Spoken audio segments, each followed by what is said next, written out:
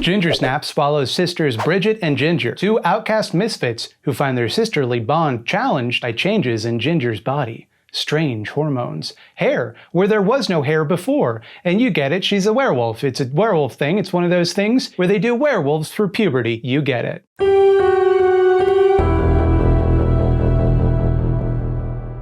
Hi there.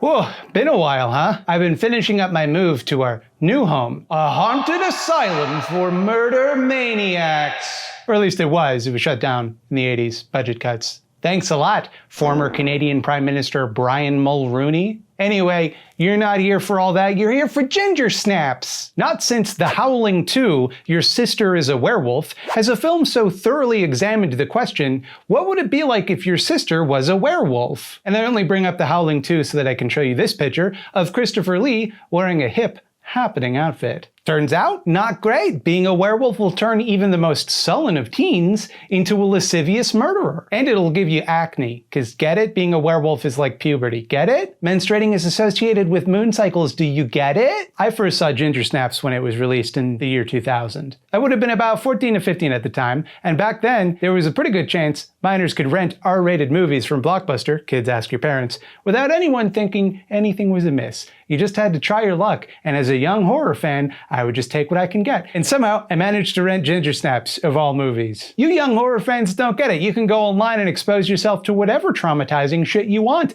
Wasn't so easy back then. I did not like Ginger Snaps at that time. I thought it was trying too hard, which, if you knew me back then, that's a little rich. I, like most teens, was the ultimate tryhard.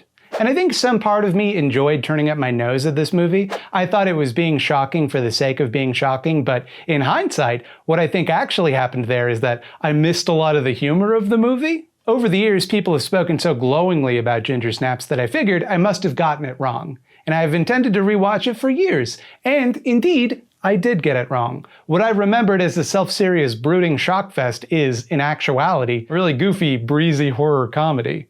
In the vein of An American Werewolf in London, but much, much, much cheaper. Bridget and Ginger are advanced level goths who are having trouble relating to their peers at school because literally everyone but them at this school is an a-hole, and they are goths at a university level. All that changes when a goddamn werewolf tries to fangoriously devour Ginger, but gets splorched across the grill of the local drug dealer Sam's truck. Sam is, of course, a hunk. Refreshingly, however, he is unambiguously not a romantic prospect for either of the underage protagonists. Sam is just a good dude who loves to sell teens weed and do homeopathy. Becoming a Wolfman woman makes Ginger act up, getting involved with lunkhead boys and smoking weed. Also, she grows a tail, some extra nipples, and begins to crave human flesh. You can pretty much guess where the story goes from there. The teens have to hide the werewolf shenanigans from the adults, who are well-meaning but clueless because parents just do not understand. Am I right, fellow teens? Eventually, Ginger, or whatever Ginger has become, starts enjoying being a werewolf and wants to make Bridget into a werewolf too. And she proposes doing this through incest. I feel like I could do just about anything.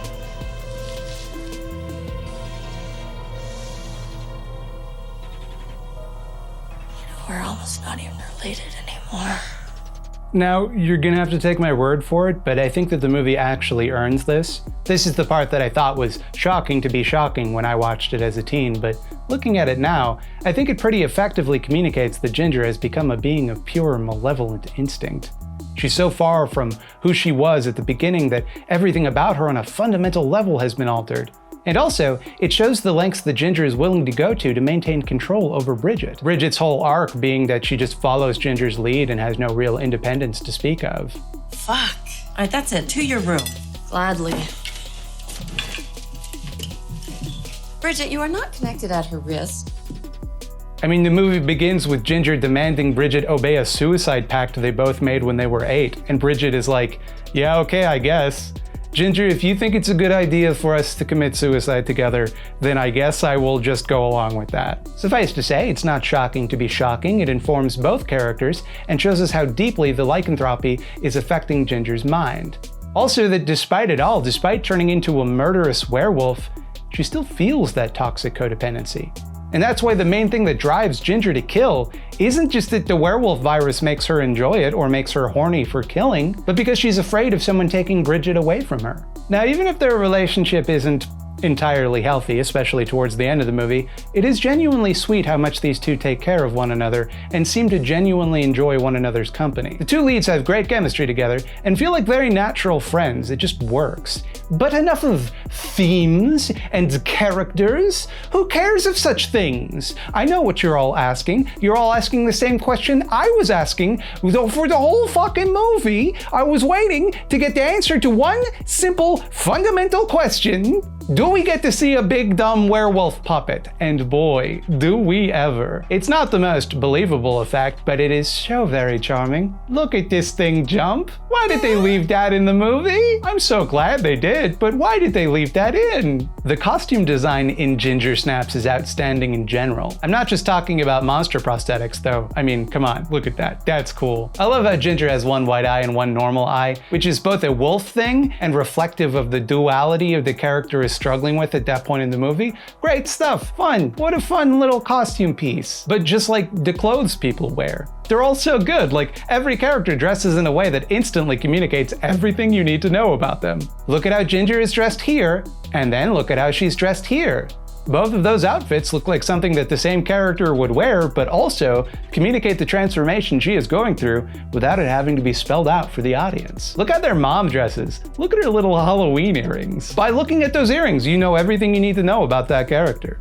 Pamela, the mom character played by Mimi Rogers, is the standout of this movie. The whole time you get the sense that she's this saccharine, out-of-touch type of person, like she keeps giving her kids baked goods at inappropriate times. Like it's such a nice gesture, but also such a naive gesture, and shows like she does not understand how teens think or what they want out of the world. For example, she announces that she discovered Ginger had her first period by giving her a cake and making a big fuss in front of everyone, and why would you do that? No teen is going to like that you did that. Our little girl's a young woman now.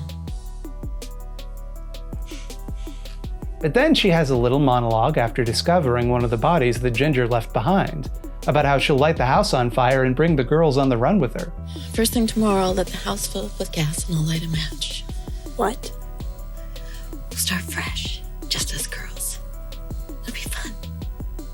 It's funny how quickly she's willing to do that, but also very sad as she barely holds back tears, knowing that everyone would blame her for Ginger turning out to be a killer, and whether or not they'd be right to do it. They wouldn't, she's a werewolf, but Pamela doesn't know that. It's a comment on how mothers are always blamed for the bad behavior of their children. It's a whole thing. It's a whole thing. The movie is smarter than even it thinks it is. Bottom line, I could not have been more wrong about Ginger Snaps. It's sly and subtle in ways that went way over my head when I was younger. Yes, the werewolf is puberty analogy is a little on the nose, but it has more interesting things to say than werewolves are like teens if you think about it. But on that level, it does a pretty good job of capturing the feeling of alienation and self-conscious disdain that everyone feels when they're a teen. Maybe I couldn't appreciate that at the time because it was making fun of me. Not in a malicious way, but in an understanding way. The teens can be a little dramatic, and sometimes, when it feels like you're turning into a werewolf, you're actually just menstruating. It's fine and good to menstruate. It's a thing that you gotta do sometimes. It's also extremely Canadian. Ginger Snaps, not menstruating. It's Canadian in a way that if you don't live in Canada, might not register to you immediately. Like from the way that there's always this kid playing street hockey and the subtle detail that because he's a chubby kid, he's forced to be in goal, something I can definitely relate to the fact that all the cool kids wear polar fleeces all the time, to the way that Ginger and Bridget play lacrosse in gym class. In an American movie, lacrosse would be something that fancy private school kids would play. But in a Canadian movie, it's just one of the boringer sports you're forced to play in gym class. Lacrosse is, for some reason, Canada's official national sport, which is dumb because obviously it should be hockey. Hockey is the sport Canadians like, not lacrosse. But kids all throughout the country are forced to play lacrosse in gym class because some old beaver pelt collecting fart in the 1800s or whatever